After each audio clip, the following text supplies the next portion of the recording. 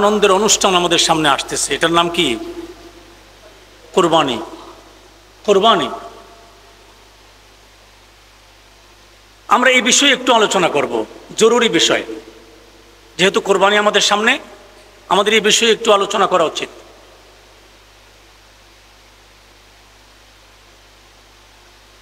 প্রতি বৎসর জিলহজের 10 তারিখ আমরা এই কোরবানির অনুষ্ঠান পালন করে থাকি।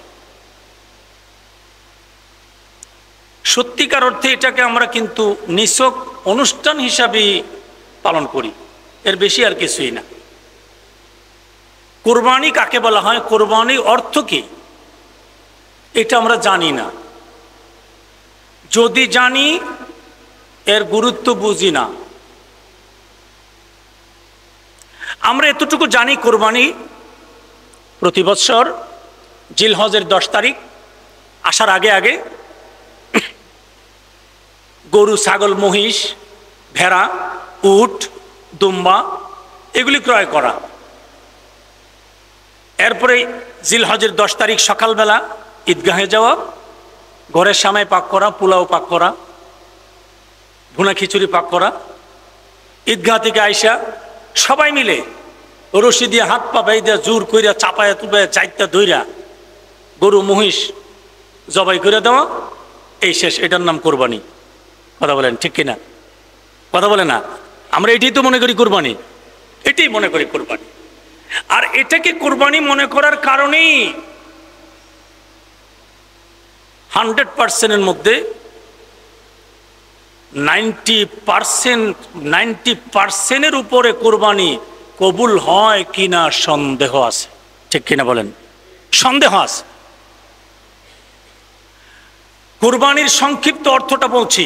কোরবানি সংক্ষিপ্ত অর্থ হলো ত্যাগ করা। কি করা? ত্যাগ স্বীকার করা। ত্যাগ স্বীকার করা, বিলিয়ে দেওয়া, বিলীন হয়ে যাওয়া। সুবহানাল্লাহ। কুরবানির ইতিহাসটা আমরা পাইলাম কার কাছ থেকে? সাহাবায়ে কেরাম প্রশ্ন করছে, ইয়া রাসূলুল্লাহ, নবী গো, নবীজি, ইয়া রাসূলুল্লাহ, কুরবানি কি? নবীজি বললেন, সুন্নাত আবিকুম ইব্রাহিম আলাইহিস সালাতু ওয়াস সালাম। নবীজি বললেন, এটা হলো তোমাদের পিতা ইব্রাহিম আলাইহিস সালামের সুন্নাত। সুবহানাল্লাহ। কিন্তু কুরবানি পৃথিবীর শুরুতেই ছিল। প্রতি যুগে যুগে সমস্ত নবীদের কুরবানি কোনো না কোনোভাবে ছিল। সর্বপ্রথম কুরবানি করেছিলেন হযরত আদম আলাইহিস সালাতু ওয়াস সালামের 2 ছেলে। কয় ছেলে? 2 ছেলে, হাবিল এবং কাবিল। 2 জন কোরবানি করেছিলেন। কেন করেছিলেন? লম্বা ইতিহাস, সংক্ষেপে বলছি। আদম আলাইহিস সালাম, হাওয়া আলাইহিস সালাম। হযরতে হাওয়া আলাইহিস সালামের গর্ভে, প্রতি গর্ভে 2টা সন্তান হতো। কয়টা সন্তান? 2 সন্তান, একটা ছেলে একটা মেয়ে। এইভাবে সন্তান যখন বড় হলো, আদম আলাইহিস সালাতু ওয়াস সালাম আল্লাহকে বললেন, আল্লাহ, এখন সন্তান ছেলে মেয়ে তো বড় হয়েছে, তো বিয়ে দরকার। ঠিক কিনা বলেন? বিয়ে দরকার। কি করব? আমার ছেলে ছাড়া তো জামাইও নাই, মেয়ে ছাড়া তো বউও নাই। ঠিক কিনা কন? কেমনে কি করবো? আল্লাহ বললেন, আদম, গর্ভের পরিবর্তন ঘটাইয়া বিবাহতে বন্ধনে আবদ্ধ করাইয়া দাও। কিভাবে? প্রথম গর্ভের মেয়ে দ্বিতীয় গর্ভের ছেলে, দ্বিতীয় গর্ভের মেয়ে প্রথম গর্ভের ছেলে, এইভাবে বিবাহ বন্ধনে আবদ্ধ করে দাও। এখন হাবিলের সঙ্গে 1 বোন, কাবিলের সঙ্গে 1 বোন। এখন কাবিলের সঙ্গে একই গর্ভে যেই বোনের জন্ম হয়েছে, এই বোনটা খুবই সুন্দর। খুব কি? কথা বলেন। খুব কি? সুন্দরী। সুন্দরের পাগল তো সারা দুনিয়া। ঠিক কিনা বলেন? সারা দুনিয়া সুন্দরের পিছনে ঘুরে। কাবিলের সঙ্গে যেই বোনের জন্ম, এই বোনটা খুবই সুন্দরী, রূপসী। আর হাবিলের সঙ্গে যেই বোনের জন্ম, এই বোনটা বিশ্রী, কালো। এখন বলেন বুঝে থাকলে, কাবিলের বন্টনে কোন বোনটা পড়লো? সুন্দরী না কালো? কালো বোন। হাবিলের সাথে যেই বোনের জন্ম, বিস্ত্রী কালো বোনটা, ওই বোনটা হইল কাবিলের বন্টনে। আল্লাহর ফায়সালা। কার ফায়সালা বলেন? আল্লাহর ফায়সালা। আর হাবিলের বন্টনে পড়লো কাবিলের সাথে জন্ম নেওয়া সুন্দরী বোন। আদম আলাইহিস সালাতু ওয়াস সালাম প্রশ্ন করলেন, হাবিল, তোমার কোনো অভিযোগ আছে? জি না, কোনো অভিযোগ নাই, আল্লাহ যে ফয়সালা দিয়েছেন আমি এই ফয়সালা মেনে নেব। কাবিলকে প্রশ্ন করলেন, কাবিল, তোমার কোনো কথা আছে? কাবিল বললেন, হ্যাঁ কথা আছে আব্বু। কি কথা? আমি এই ফয়সালা মানি না। নাউজুবিল্লাহ কইতেন না? কাবিল কি কয়? আমি এই ফয়সালা মানি না।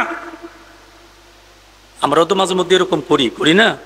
এরকম করি, জানি বিষয়টা সত্যি সত্যি অন্যায়, এরপরও এটার বিরুদ্ধে উল্টা জোর করে গায়া যায়, এটা এমনি না, এটা এমনি হয়েছে না, এটা এমনি, এটা ঠিক।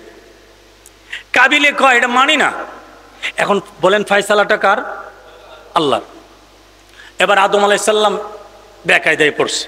আদম আলাইহিস সালাম কয়, হে মালিক আল্লাহ রে, ও মালিক আল্লাহ, আমি তো এখন বেশাবাদ পড়ছি, বেকায়দায় পড়ে গেছি আল্লাহ।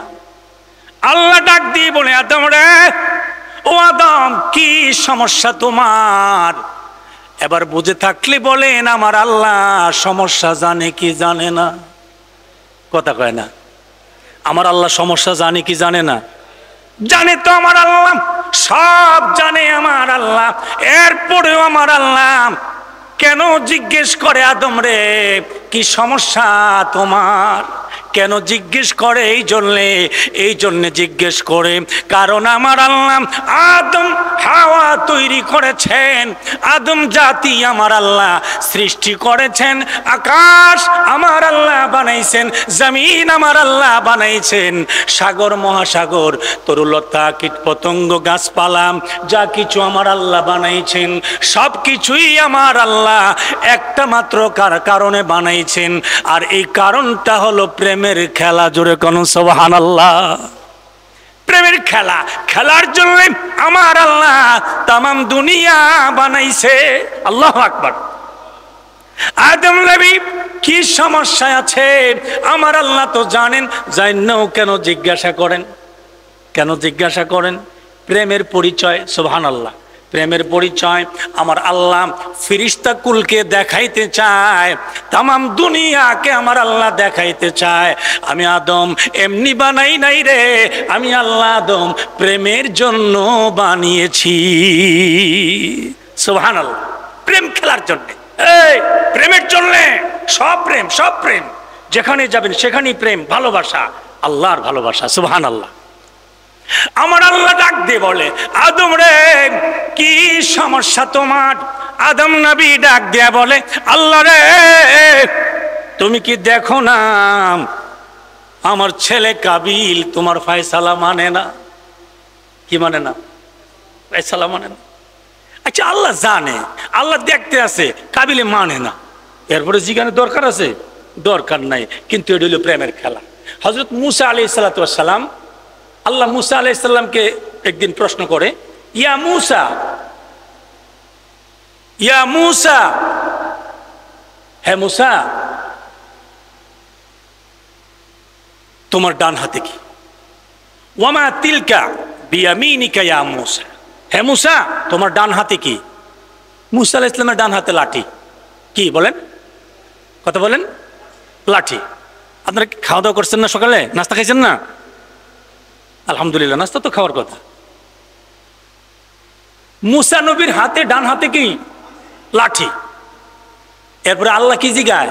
ওয়ামা তিলকা বিয়ামিনিকা ইয়া মূসা, আকো বাইঙ্গা, এ মূসা, তোমার ডান হাতে কি? এখন যেমন আশেক তেমন মাসুক, ঠিক কিনা কন? আশেক মাসুক বরাবর না হইলে তো খেলা জমে না, ঠিক কিনা কন?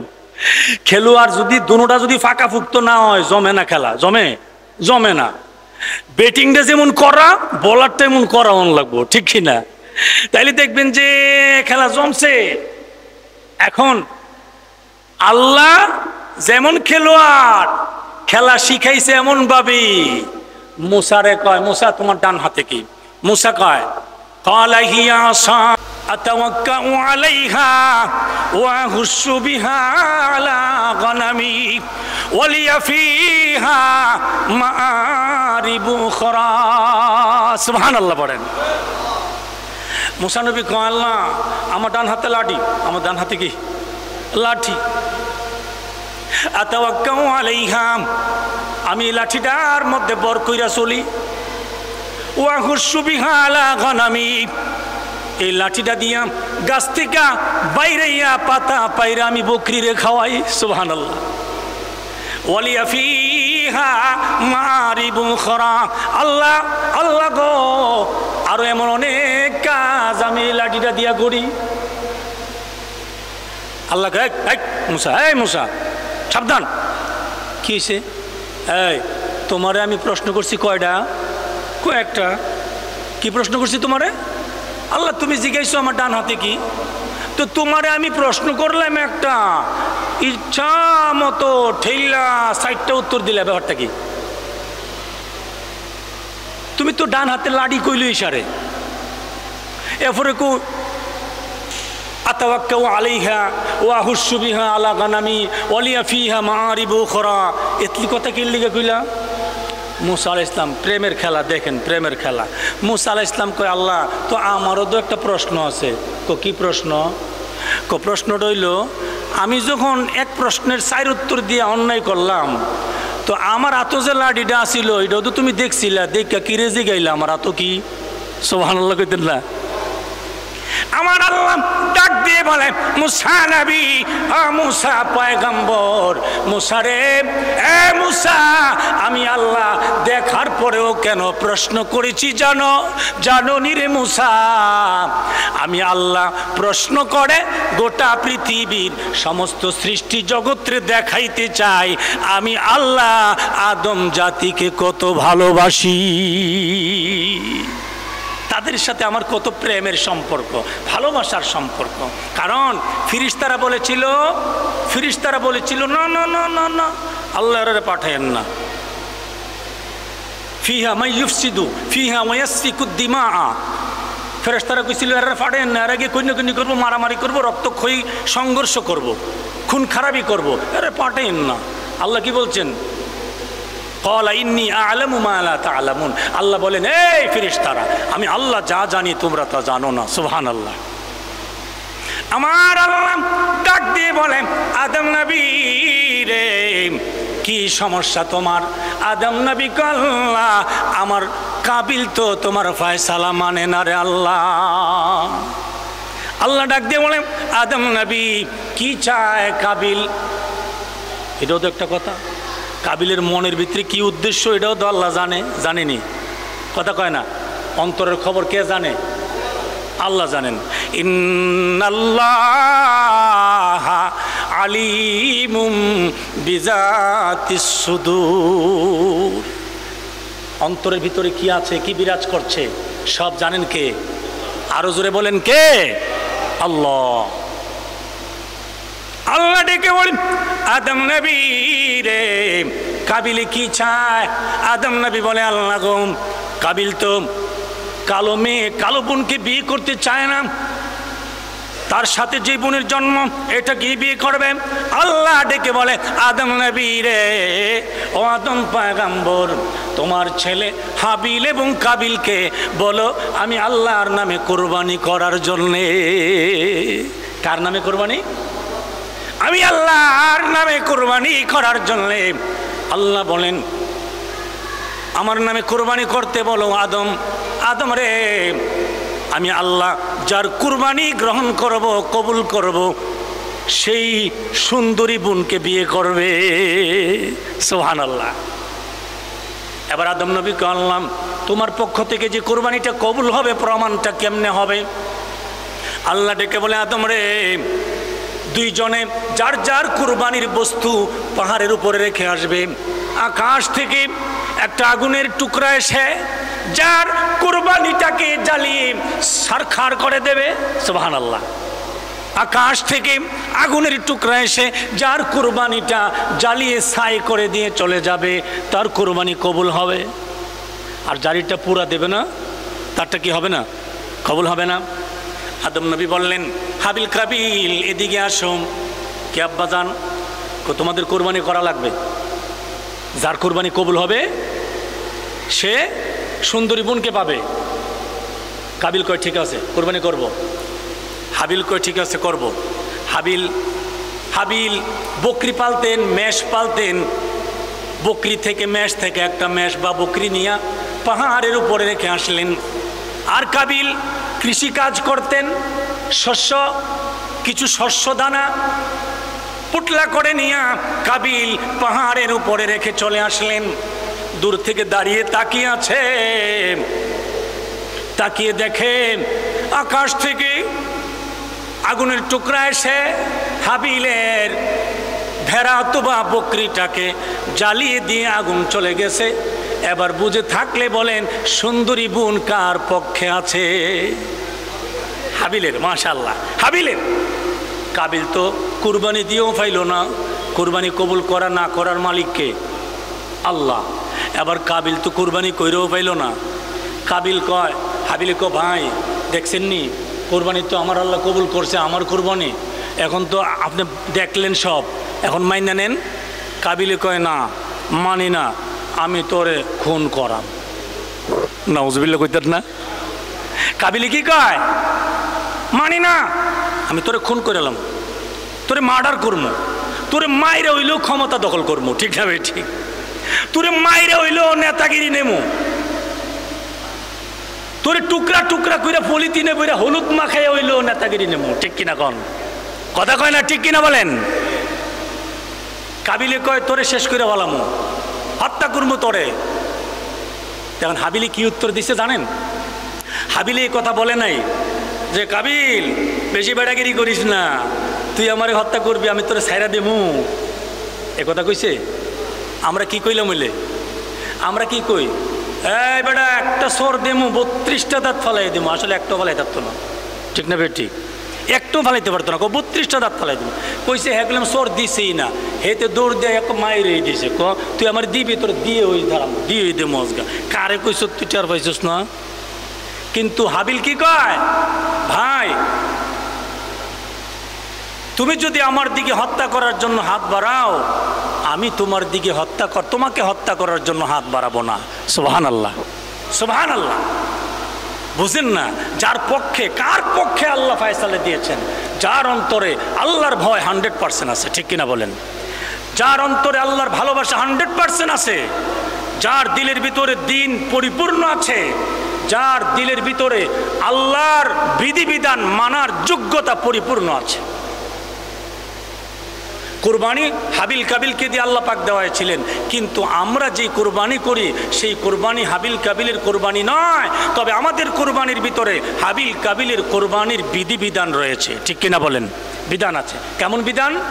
যে আমরা যারা কুরবানি করব, আমাদের যাদের কুরবানির ভিতরে 100% আল্লাহ ভীতি আছে, আল্লাহর ভয় আছে, আল্লাহর ভালোবাসা আছে, আল্লাহকে প্রাধান্য দেওয়া আছে, তার কুরবানি আল্লাহর দরবারে কবুল হবে। ঠিক কিনা বলেন?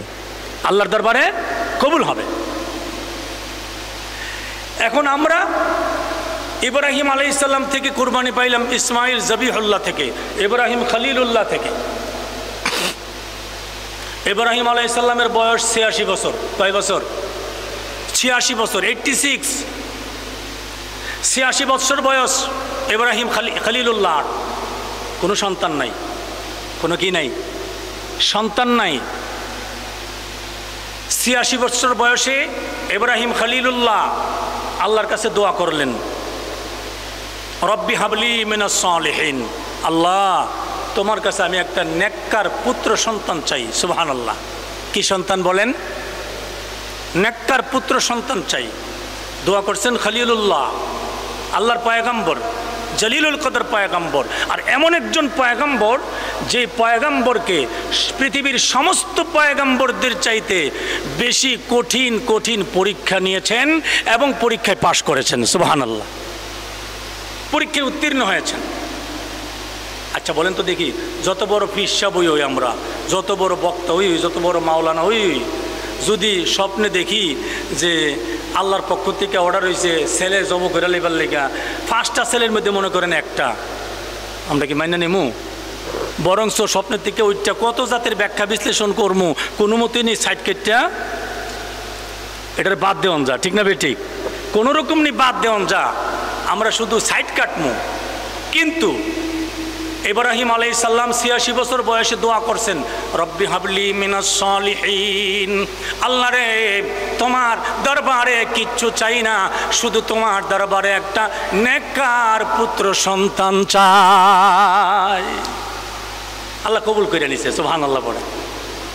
আমার আল্লাহ ডাক দিয়ে বলে খলিলুল্লাহ, খলিলুল্লাহ, ফাবাশশারনাহু বিগুলামিন হালিম। আমার আল্লাহ বলেন, ইব্রাহিম গো, আমি আল্লাহ তোমাকে সহনশীল, পৃথিবীর শ্রেষ্ঠতম ধৈর্যশীল একটা নেককার পুত্র সন্তানের সুসংবাদ দিয়ে দিলাম। তোমাকে ধৈর্যশীল, নেককার, পরহেজগার, সহনশীল একটা পুত্র সন্তানের সুসংবাদ দিলাম, তার মানে দিয়ে দিলাম। সুবহানাল্লাহ। হযরতে হাজেরা গর্ভবতী হয়ে গেলেন, ইসমাইল জন্ম হলো, ইসমাইল জন্মগ্রহণ করলেন, ইসমাইল জন্মগ্রহণ করলেন, ধীরে ধীরে বড় হলেন। কত বড় হলেন? আল্লাহ পাক কোরআনে বলেন, ফালাম্মা বালাগা, আল্লাহ পাক বলেন ফালাম্মা বালাগা মাআহু সাইয়া, ইসমাইল যখন বাবার সাথে বাবার কাজে কর্মে সহযোগিতা করার মতো উপযুক্ত হলেন। সুবহানাল্লাহ। এক রিওয়ায়াতে আসছে 13 বছর বয়স। কয় বছর? 13 বছর। ইসমাইলের ছেলে কয়টা মাত্র? বলেন কয়টা? একটা। কয় বছর বয়সে না দিছে আল্লাহ? 86 বছর। কয় বছর? 86 বছর বয়সে। এরপরে অবশ্য ইব্রাহিম আলাইহিস সালামকে আল্লাহ পাক আরেকটা সন্তান দিয়েছেন, হযরতে সারার গর্ভে। সর্বপ্রথম সারার গর্ভে সন্তান হতো না, এই জন্যে সারার পক্ষ থেকে হযরতে হাজেরাকে ইব্রাহিম আলাইহিস সালামের খেদমতে উপহার দেওয়া হয়েছিল। সুবহানাল্লাহ। বিবাহ বন্ধনে আবদ্ধ হলেন, ইব্রাহিম আলাইহিস সালাম দোয়া করলেন, দোয়া কবুল হলো, ইসমাইল হলো। 13 বছর বয়স, আল্লাহ পাক ইব্রাহিম আলাইহিস সালামকে হুকুম করলেন ইসমাইলকে জবাই করে দেওয়ার জন্য। সুবহানাল্লাহ। স্বপ্ন যুগে, কোন যুগে বলেন? স্বপ্ন যুগে। আল্লাহ তো পয়গম্বরকে ডাইরেক্ট বলতে পারতেন, ডাইরেক্ট না বলে স্বপ্ন যুগে কেন বললেন? এই জন্যে বলেছেন যে স্বপ্নে দেখার পরে মানুষ স্বপ্নকে ঘুরাইবার চেষ্টা করে, স্বপ্নকে পরিবর্তন করার চেষ্টা করে। এই ক্ষেত্রেও আল্লাহ পাক ইব্রাহিম আলাইহিস সালামকে সন্তানকে জবাই করার মতো পরীক্ষায় ফেললেন। 2 নাম্বার, স্বপ্ন দিয়ে স্বপ্নের পরীক্ষায় ফেলে দিলেন। সুবহানাল্লাহ। স্বপ্নের পরীক্ষা, স্বপ্নের মধ্যে কোনো ঘুরপাক খায় কিনা, কোনো ছলচাতুরির আশ্রয় প্রশ্রয় নেয় কিনা, ডাইরেক্ট স্বপ্নকে মেনে নেয় কিনা, এই পরীক্ষার জন্যে। সুবহানাল্লাহ। ইব্রাহিম আলাইহিস সালাম কোনো ছলচাতুরির আশ্রয় নিয়েছেন? নেন নাই। ডাইরেক্ট ছেলেকে অফার করছে, ইসমাইল ইয়া আবাতি ইন্নী আরা ফিল মানাম আন্নী আযবাহুক, হে বৎস, হে ছেলে ইসমাইল, আমি তো স্বপ্নে দেখেছি তোমাকে জবাই করে দিচ্ছি আল্লাহর নামে। সুবহানাল্লাহ। কার নামে বলেন? আল্লাহর নামে। ইসমাইল কি সাধারণ জ্ঞানের মানুষ? কি বলেন? ইসমাইলও তো এরকম মহান মানুষ, কারণ আল্লাহ বলেছেন ফাবাশশারনাহু বিগুলামিন হালিম। আল্লাহ ইব্রাহিমকে জানায় দিয়েছেন সন্তান দিবেন। কেমন সন্তান দিবেন? সন্তানের প্রশংসা করে আল্লাহ জানায় দিয়েছে। সুবহানাল্লাহ। আল্লাহ যে সন্তানটার প্রশংসা করেছেন, এটা উত্তম না অধম? অনেক উত্তম, অনেক জ্ঞানী। ইসমাইলকে যখন ইব্রাহিম আলাইহিস সালাম বললেন, ইসমাইল কি উত্তর দিছে? ইয়া আবাতি ফাল মা তুমার। ইব্রাহিম বললেন, ইয়া বুনাইয়া ইন্নী আরা ফিল মানাম, আমি স্বপ্নে দেখেছি আন্নী আযবাহুক, আমি তোমাকে জবাই করতেছি।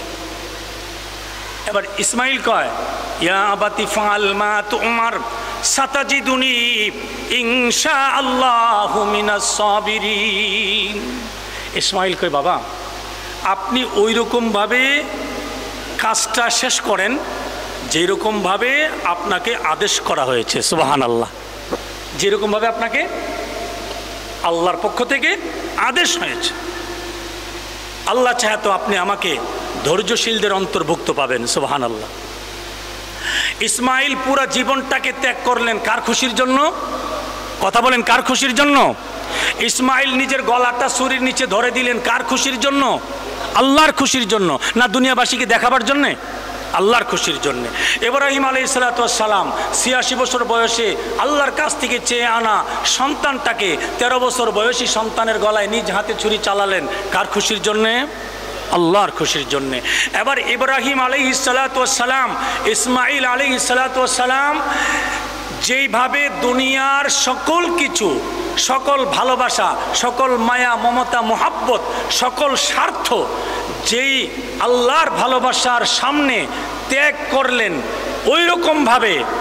ওই রকমভাবে দুনিয়ার সমস্ত ভালোবাসা, সম্পদের ভালোবাসা, টাকার ভালোবাসা, বাড়ির ভালোবাসা, গাড়ির ভালোবাসা, সব কিছুর ভালোবাসা ত্যাগ করে একমাত্র আল্লাহর খুশির উদ্দেশ্যে যেই ব্যক্তি হালাল টাকা দিয়ে পশু ক্রয় করে, কুরবানির দিন 10ই জিলহজ ঈদের নামাজ পড়ে এসে আল্লাহর নামে এই প্রাণীটার গলায় ছুরি চালাবে, হালাল টাকা দিয়ে ক্রয় করে, সকল ভালোবাসা ত্যাগ করে একমাত্র আল্লাহর ভালোবাসা প্রাধান্য দিয়ে যখন প্রাণীটার গলায় ছুরি চালাবে, আল্লাহ পাক বলেন, বান্দারে, ও বান্দা, তোমার প্রাণীটার গলায় ছুরি চালাবার পরে এই প্রাণীর শরীর থেকে প্রথম রক্তের ফোঁটাটা জমিনে পড়ার আগে আগে আমি আল্লাহর দরবারে তোমার কুরবানি কবুল হয়ে যাবে। সুবহানাল্লাহ। তাহলে আমরা এমন পরিষ্কার কুরবানি করতে চাই তো ইনশাল্লাহ? কথা বলেন, এমন পরিষ্কার কুরবানি করতে চাই তো? আমাদেরকে পরিষ্কার কুরবানি করা লাগবে, একদম সাচ্চা কুরবানি করা লাগবে। আজ আমাদের কুরবানির মধ্যে টাকার হালাল হারামের ব্যবধান নাই, কোনো পার্থক্য আছে? কোনো পার্থক্য নাই, ভেদাভেদ নাই, চিন্তা নাই। টাকা আছে তো বড় গরু আনা, আর কত অহংকার। কেউ ফাললে কইস, এই এলাকা ফাললে কইস আমার থেকে বড় গরু আনতো, ঠিক কিনা কন? অহংকার, তাকাব্বুরি, বড় গরু না হয়। অনেকে কুরবানি করে যে বাপদাদা সবসময় কুরবানি চাইব। কোরআন কুরবানি কি মান সম্মানের জন্য না আল্লাহর খুশির জন্য? আল্লাহর খুশির জন্য। কুরবানি গোশত খাওয়ার জন্য নয়, আল্লাহর খুশির জন্য, ঠিক কিনা বলেন? কোরবানি, এই জন্য আমাদের কোরবানিটা যেন সলিড হয়, সহি হয়, শুদ্ধ হয়, সুন্দর হয়, পবিত্র হয়, আমাদেরকে ওইভাবেই কোরবানি করা লাগবে। বন্ধুরা আমার, আল্লাহ পাক বলেন, কুল ইন্না সলাতি ওয়া নুসুকি ওয়া মাহইয়ায়া ওয়া মামাতি লিল্লাহি রাব্বিল আলামিন। আল্লাহ বলেন, নবী গো, আপনি বলেন যে আমার নামাজ, আমার কুরবানি, আমার হায়াত, আমার মৌত, আমার গোটা জিন্দেগি সব একমাত্র আল্লাহর জন্য কোরবানি, ঠিক কিনা বলেন? সব কার জন্য? সব কার জন্যে? আল্লাহর জন্য। পুরা জিন্দেগি আল্লাহর জন্য বরাদ্দ দিতে হবে। বাবারা, অনুরোধ করে যায়, পায়ের নিচে হাত রেখে অনুরোধ করে যাই, কোরবানি আল্লাহর জন্য করব। আর কোরবানি শুধু কেবল গরু জবাই করা জিলহজের 10 তারিখ, এটার নাম শুধু কোরবানি নয়। কোরবানি বলতে আপনি এখন মিথ্যা কথা বলতে মন চাইতেছে, আপনি আল্লাহকে ভয় করিয়া মিথ্যা কথাটা ত্যাগ করলেন, এটাও কোরবানি, ঠিক কিনা বলেন? আপনার নামাজে আসতে ইচ্ছা করতেছে না, মন চাইতেছে না, আল্লাহকে পরকালকে ভয় করে, আল্লাহকে ভালোবেসে আপনি দোকানটা বন্ধ রেখে মসজিদে চলে আসলেন, এটাও কোরবানি। জমিনের কাজ বন্ধ রেখে মসজিদে গেলেন, নামাজ পড়তে গেলেন, এটাও কোরবানি। অফিসের কাজ বন্ধ রেখে নামাজ পড়তে গেলেন, এটাও কোরবানি। ঘুষ খাইতে মন চাইতে আসে, ঘুষের টাকাটা নিলেন না আল্লাহকে ভয় করে, এটাও কোরবানি, ঠিক কিনা বলেন? সুদের লেনদেন করে, সুদের ব্যবসা করলে তাড়াতাড়ি বড়লোক হওয়া যাবে, এই চিন্তা করছেন, কিন্তু আল্লাহকে ভয় করে আপনি সুদের ব্যবসা করলেন না, এটাও কি কোরবানি? ছেলেকে বড় অফিসার বানাইলে, ম্যাজিস্ট্রেট বানাইলে, জেনারেল শিক্ষায় শিক্ষিত করলে অনেক টাকার মাল, অনেক টাকা ইনকাম করতে পারতো, সেই চিন্তা না করে আপনার ছেলেটাকে হাফিজে কোরআন বানালেন, আলেম বানালেন, আপনার ছেলেটাকে পরকালের জান্নাতি প্যাসেঞ্জার হিসেবে গড়ে তুললেন, আপনার এটাও কোরবানি। এটাও কি? এটাও কোরবানি। এই জন্য বন্ধুরা আমার, দোকানে বসেছেন, চাষটলে বসেছেন, আরেক ভাইয়ের ব্যাপারে গীবত করতে মন চাইতেছে, সমালোচনা করতে মন চাইতেছে, আপনি করলেন না, আল্লাহকে ভয় করছেন। কাকে ভয় করছেন?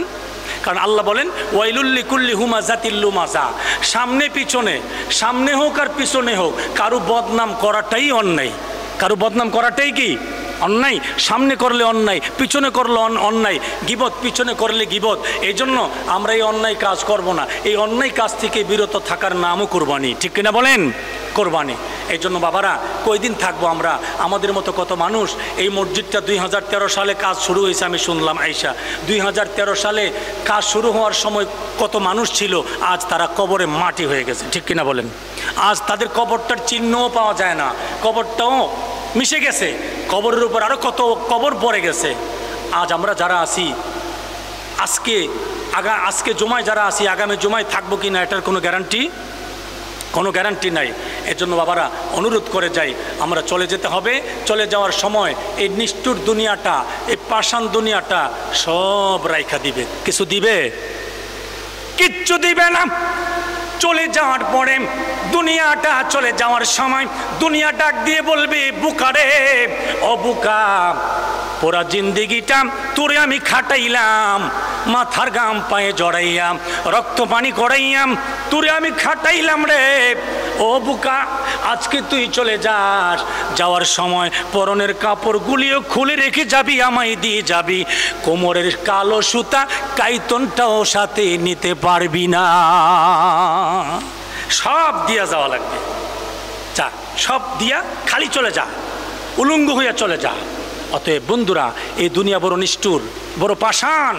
এই দুনিয়া আপনাকে আমাকে কিচ্ছু নিয়ে যাইতে দেবে না, কিচ্ছু নিয়ে যাইতে দেবে না। এর জন্য অনুরোধ করে যাই বাবারা, আমরা দুনিয়ার প্রতি লোভে না পড়ে, দুনিয়ার প্রতি না মজে, দুনিয়ার প্রেমে আমরা না মজে, আমরা আখিরাতের দিকে একটু অগ্রসর হওয়ার চেষ্টা করি, একটু অগ্রসর হওয়ার চেষ্টা করি। 5 ওয়াক্ত নামাজ সহি শুদ্ধভাবে পড়ার চেষ্টা করি, এবং পুরুষরা জামাতে পড়ার চেষ্টা করি। মা বোনেরা পর্দার আড়ালে নামাজের সময় হলে সময় মতো নামাজ আদায় করার চেষ্টা করি, হারাম থেকে বাঁচার চেষ্টা করি। আল্লাহ পাক আমাদেরকে সে তৌফিক দান করেন। সকলে পড়ি আমিন।